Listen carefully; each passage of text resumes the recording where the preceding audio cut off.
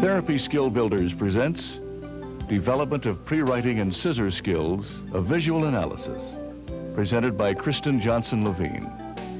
Kristen Johnson-Levine received her undergraduate degree in occupational therapy and master's degree in educational psychology from Indiana University. Ms. Levine is the author of Fine Motor Dysfunction, Therapeutic Strategies in the Classroom, also published by Therapy Skill Builders. She currently maintains a private practice specializing in providing supervisory and consultation services to school systems in rural New Hampshire. When we use writing for taking in information, you take it in kinesthetically as well as visually. In other words, it enables us to feel how the movement feels, and that helps us to remember and to recall. For example, when we're writing down spelling words, it helps us to take that information in and to be able to recall it more easily. And in the same way, taking notes helps us to organize our thoughts, and by writing things down, it helps us to recall the information.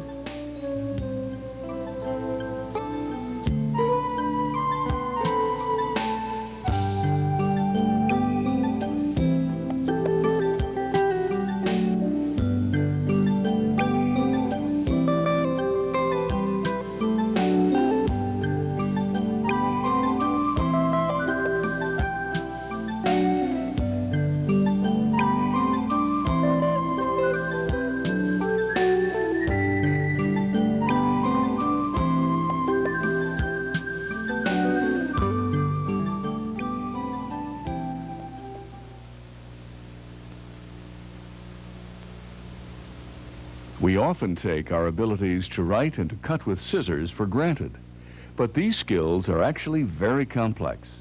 They're important for learning, for communicating what we've learned, and for communicating what we think.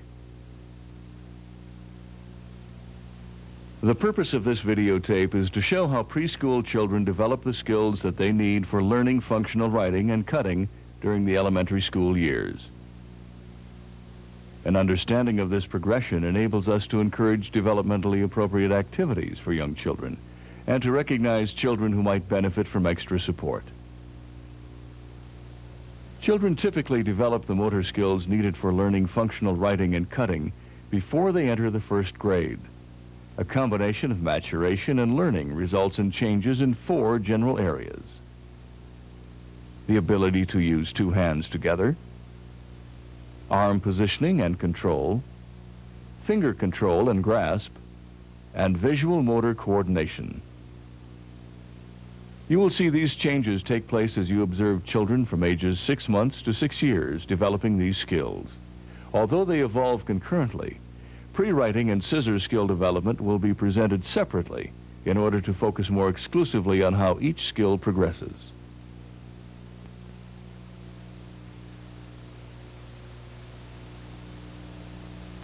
During the first segment that we're going to look at, we'll see how children develop the pre-writing skills that they need before they get to the elementary school years and actually use writing functionally.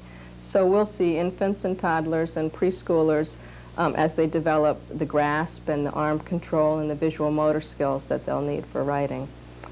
In the first year, we'll see how they develop very basic foundation skills. They'll get the grasp and release under control and gross whole arm movement so that they can push a writing implement.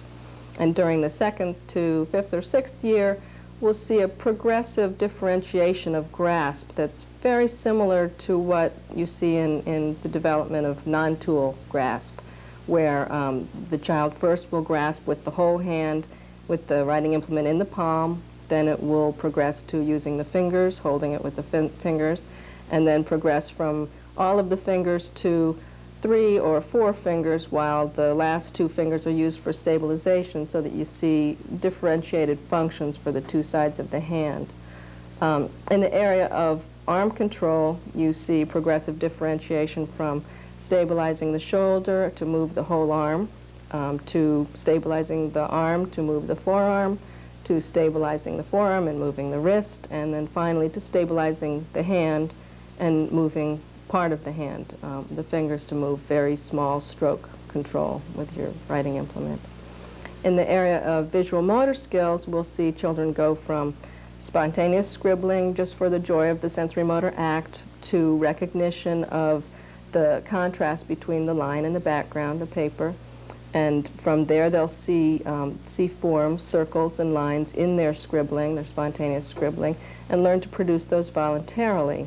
And then around the 3rd year, 4th year, and 5th year, they start combining these forms to make things like complex shapes and letters. And as the stroke control increases, they can make the component parts of letters smaller and actually begin to be ready for the elementary school writing.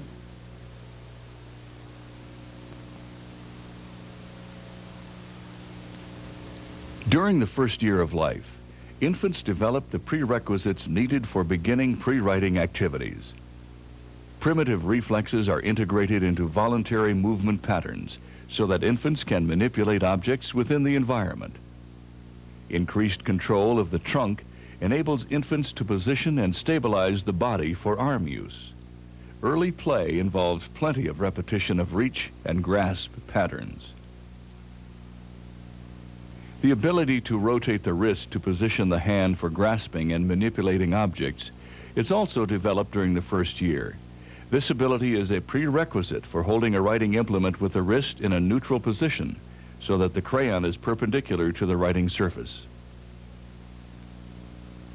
Between 7 and 12 months, voluntary release develops so that with total finger extension, the child is able to drop objects. This ability is another requirement for pre-writing practice, as the infant needs to be able to release the writing implement at will. Controlled extension of the fingers also leads to the graded extension that will loosen the grip on the crayon to allow its position to be adjusted. Eye-hand coordination develops as infants watch their own reaching and grasping movements. Infants visually attend to the scribbling of others and become interested in using writing implements toward the end of this year. Like any other object, crayons are manipulated with the fingers and mouth and banged on the tabletop. By the end of the first year, infants have the fundamental abilities necessary for beginning crayon use. Trunk control is sufficient for maintaining an upright posture. Shoulder stability and arm control allow for arm movement. And basic open and close motions of the hand make grasp and release of writing implements possible. At this stage, the infant has the visual motor ability to watch and guide hand movements, and the interest in making marks with crayons has begun.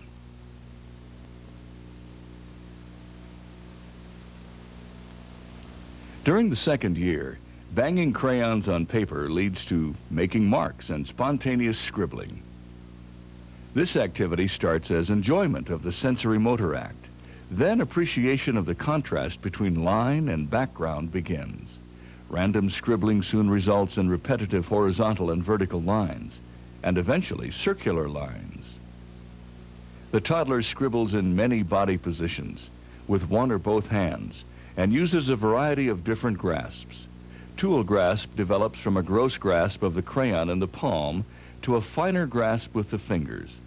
Although the crayon can be held with a finer grasp of the thumb, index, and middle fingers, toddlers initially revert to a less mature palmar grasp to provide the stability needed for holding the crayon steady as it is pushed against the paper. With early fingering and play with crayons, we see the beginning of in-hand manipulation skills. In later years, this finger movement will be used for adjusting the position of the pencil in the hand and for turning it over to erase. The most common crayon grasp at ages 1 to 1.5 years is palmar supinate, as seen here. The hand is fisted and the wrist slightly bent and supinated so that the crayon is held in the palm, perpendicular to the writing surface. The child uses the whole arm to move the crayon.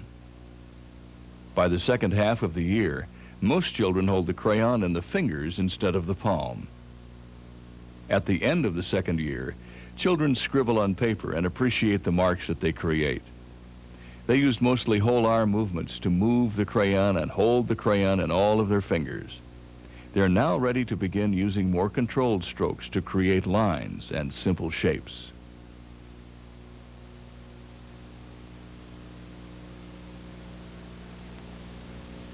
During the third year of life, we see some big changes.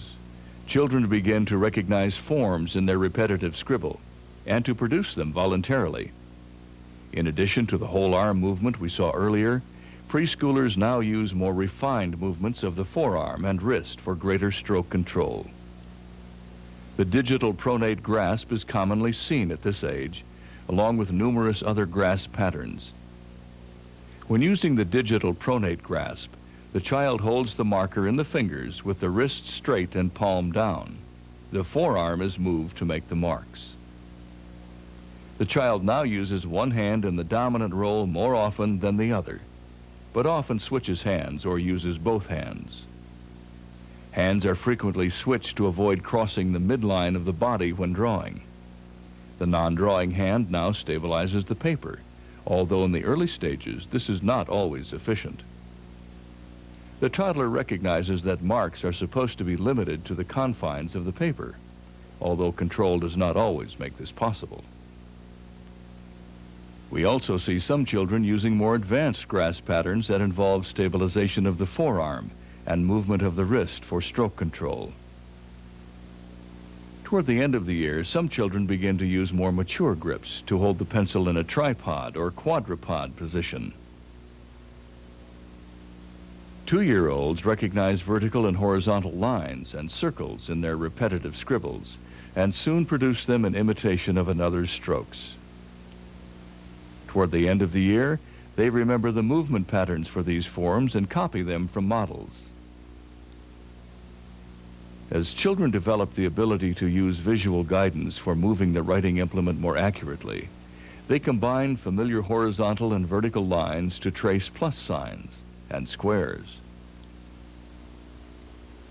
By the end of the 3rd year, children have learned to produce basic lines and circular shapes that form the basis for creating representational symbols in the next few years.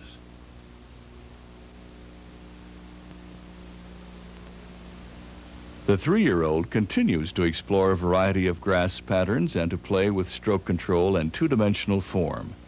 More refined pencil grasps, increased wrist movement, and the realization that two-dimensional shapes can be used to represent objects from the real world are important developments of this age group. Power grips with the marker held in the palm are commonly used for making large strokes, as seen in the coloring activity. When an activity requires more precise stroke control, however, the static tripod is now the most common grasp pattern. The static tripod grasp involves crude approximation of the thumb, index, and middle fingers, and the ring and little fingers bend to form an arc for stability. The writing implement is held away from the tip, and the hand moves as a unit to form the strokes without fine movement of the finger joints. The other hand often adjusts the position of the marker within the writing hand. A static quadrupod grasp, also commonly used in this age group, is similar to the static tripod, except that the pencil is held by the first 4 fingers and the little fingers used for stability. In this age group, most grasp patterns hold the pencil steady in the hand, while the hand, forearm, or arm produce the movement. The fingers are infrequently used for moving the marker in isolation from hand movement. The controlled strokes produced with the tripod and quadrupod grasp patterns are more easily contained within smaller spaces, so children start coloring within line boundaries. The preschooler accommodates the design to the direction of the stroke by turning the paper, because the ability to hold the paper still and adjust the strokes is not yet developed. One arm is now used most often in the dominant writing role, and the other hand stabilizes and manipulates the paper effectively. The preschooler uses vision to more accurately direct movement so that the pencil can be maintained on straight lines for tracing lines and diamond shapes. The child remembers the movement patterns needed to copy circles and vertical and horizontal lines, and combines these forms to make simple designs with recognizable features. The mandala is a combination of a circle and lines that progresses into suns, people, wheels, and a variety of other representations seen in children's drawings. Many 3 to 4-year-olds combine lines and shapes to copy several large capital letters legibly.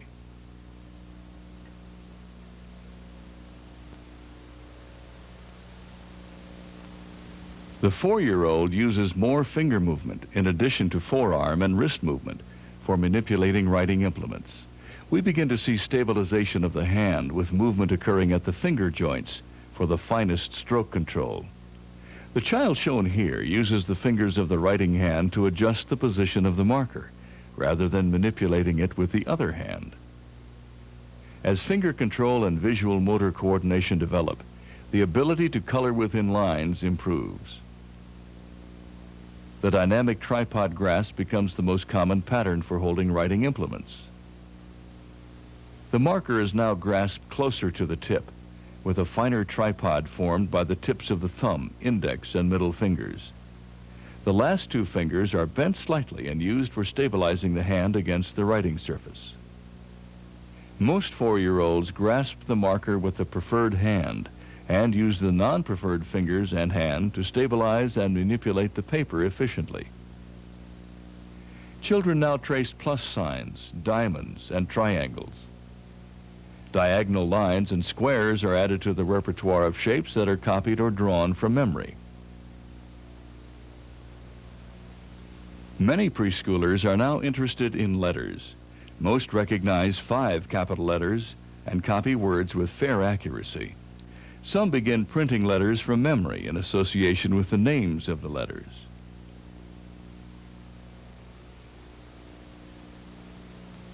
Five-year-olds combine the variety of controlled movement patterns that we've watched develop. Arm, forearm, hand, and finger movements depend upon the stroke size and accuracy demands of the activity. Most children now use the dynamic tripod grasp for the most precise writing, drawing, and coloring tasks. In this grasp pattern, the writing implement is held in a tripod formed by the thumb, index, and middle fingers, with the ring and little fingers bent into a stable arch that can be supported on the writing surface. The wrist and knuckle joints can be stabilized for the most precise movements of the fingers, as we see when the child draws tiny circles. A similar quadrupod grasp is also common at this age and allows for the same precise control of strokes. This position involves opposing the first 4 fingers to hold the writing implement. In these mature grasp patterns, the fingers adjust the position of the marker within the writing hand. Other grasp patterns are seen as well, the lateral tripod among the most common. The difference between a mature and an immature grip is seen in the ability to stabilize the knuckle joints and to produce discrete movements with the intrinsic finger muscles. Many adults use a lateral tripod grasp successfully throughout life. We now see combining and sequencing of finger and wrist movements for drawing small shapes and letters. The finger joints are bent and straightened for vertical lines, and some sideways or lateral wrist and forearm movements are used for horizontal excursion. Children now copy diagonal lines in various orientations. This ability enables them to imitate triangles, diamonds, and crosses. Some children combine diagonal lines with other lines and forms to write letters, words, and names from memory. Until the correct movement patterns for letter formation are learned, letters are formed idiosyncratically. The child finds a way to make the letters look right. They are often produced from the bottom to the top, with reversals common, and with little awareness or control of the spacing between letters or words. At the end of the 6th year, children have a repertoire of coordinated arm, wrist, and finger movements, mature grasp patterns, and all of the components for letter formation.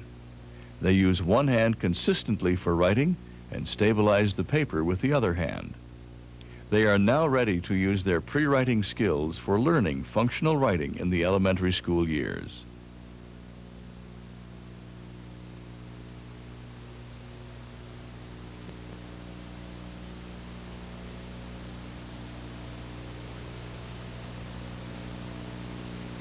In the next segment, we'll see how children develop pre-scissor skills, or the scissor skills that they'll need to be able to functionally cut when they get to the elementary school years.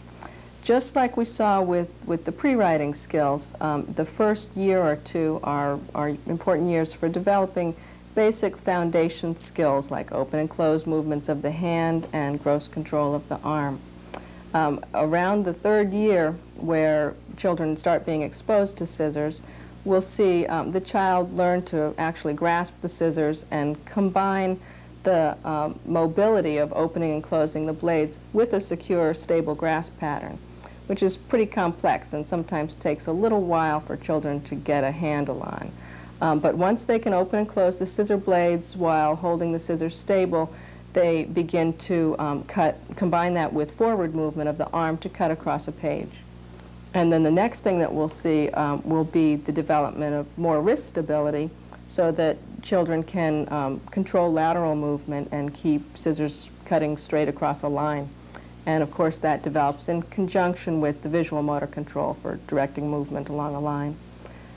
As the children develop the ability to maintain the scissors laterally or in the sideways directions, we also see the increasing differentiation of the different sides of the body, so that a child will now be using the non-dominant hand in a very a finer role for assisting, so that the fingers of that hand will be turning the paper to make the adjustments as the child tries to cut out more complex shapes.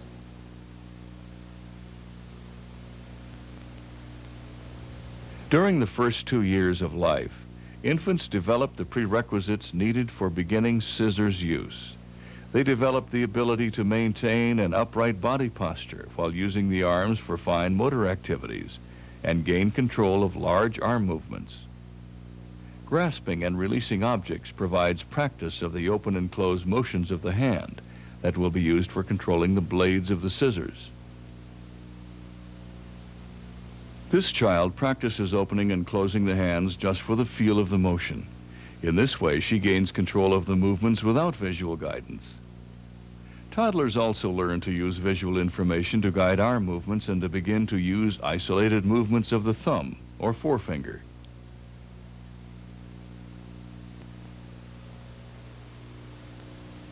The most dramatic developments in scissor skills are seen between the ages of 2 and 3 years. Toddlers are often interested in using scissors, and attention spans are now long enough for practicing this difficult task. They first approach scissors like any other object, grasping, combining, and banging them. When they figure out that scissors are used for cutting paper, toddlers work on planning the position of the hands, scissors, and paper to make this happen. They often begin with a two-handed grasp, with the forearms in a palms down or pronated position. They progress rapidly to holding the scissors with one hand and the paper with the other. The paper is not yet manipulated by the hand that holds it. Once they've achieved a stable grasp of the scissors, children learn to control the open and close motions of the blades by isolating movement of the thumb from movement of the other fingers. At first, they keep the fingers straight and open and close the hand more fully than necessary. Eventually, they learn the more mature pattern of bending all the fingers except the thumb and opening and closing them only partially. At first, children achieve only one snip at a time, often practicing the movement without paper. As the child learns to snip, the open and close movements of the hand are combined with forward motion. The child also focuses on positioning the paper between the blades of the scissors. Between 2.5 and 3 years of age, most children use consecutive snips in combination with forward arm movement to cut across paper, although the line may be jagged.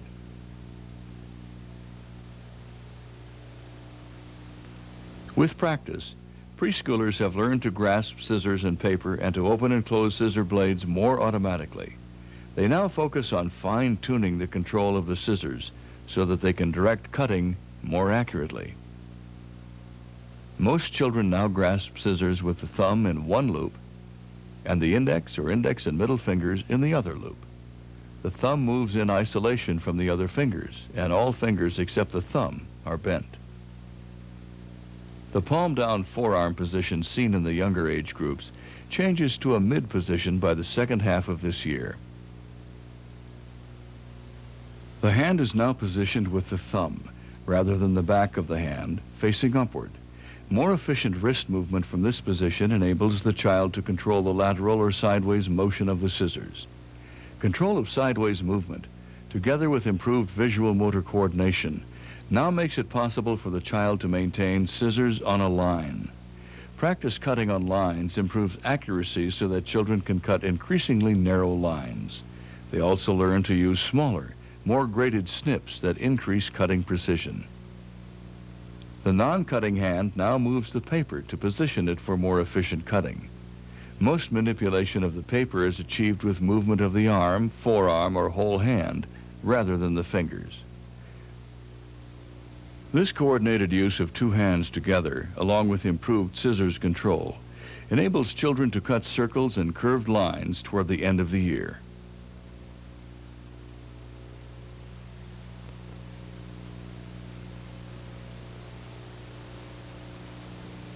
In the 4 to 5-year-old age group, we see further refinement of these components of scissors control. Children continue to grasp scissors with the thumb through one loop and the index or index and middle fingers through the other loop. We now see smaller snips of the blades with finer adjustment of the scissors direction. The forearm is maintained in mid-position so that the thumb faces upward. When cutting straight or simple curved lines, the preschooler moves the paper with the non-cutting hand. This movement enables the upper arm on the cutting side to maintain a stabilized position against the trunk. As we see here, this child moves the paper toward himself as he cuts to minimize movement of the arm on the cutting side. When making more complex directional adjustments of the scissors and paper, children continue to use upper arm movement as well as wrist movement, so we see both elbows raised and lowered during cutting. As wrist movement controls the direction of the scissors more accurately and the non-preferred hand manipulates the paper more efficiently, preschoolers can now cut corners and squares.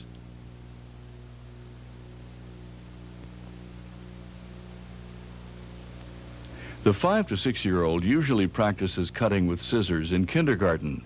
By the end of this year, most children hold the scissors with mature arm positioning.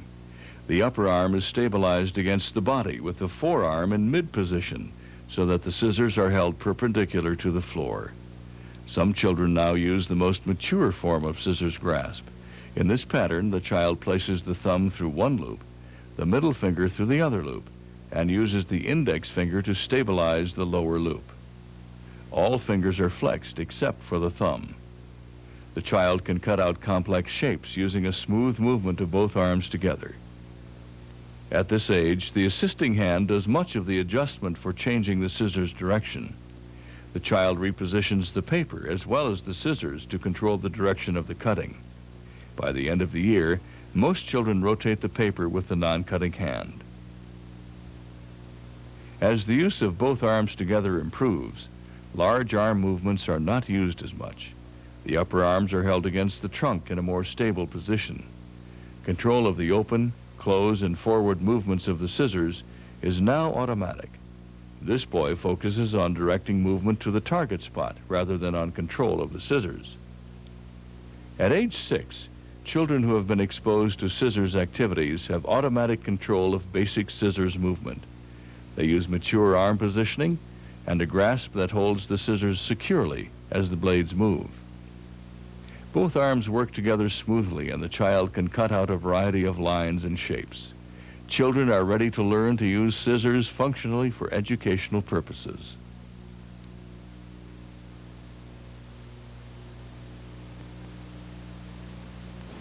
So we've seen how complex these skills really are and how they develop over a long period of time during the first 5 or 6 years of life, really before we even usually consider them to start developing. We generally think of writing skills and scissor skills as being taught during the school years when we've just seen how much actually occurs before that time. During the school years, what we'll see is more automatic movement. so that instead of the child paying so much attention to how the shape is formed, how it can be combined, how to produce the movements to make a shape or a letter, the child will be able to do that more automatically. It will just come, and the child will be able to pay attention to the content or the purpose of the activity. So hopefully this videotape will be helpful in terms of helping you to recognize what the typical usual sequence of development of these skills is, so that you can help children get to the point where they too can take their writing and their cutting skills for granted. Proud of you. I guess we're going to be a movie star. Yeah, I'm a movie star, Robbie. A movie star, huh?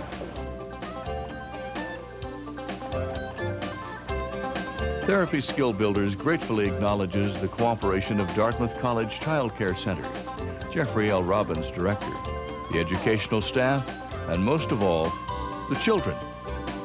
To order this or any of our other videotapes, call 1-800-866-4446 or fax us at 1-602-325-0306. Distributed exclusively by Therapy Skill Builders, a division of Communication Skill Builders Incorporated, Tucson, Arizona. Videotape editing and production completed under contract by Edit Point, Albuquerque, New Mexico.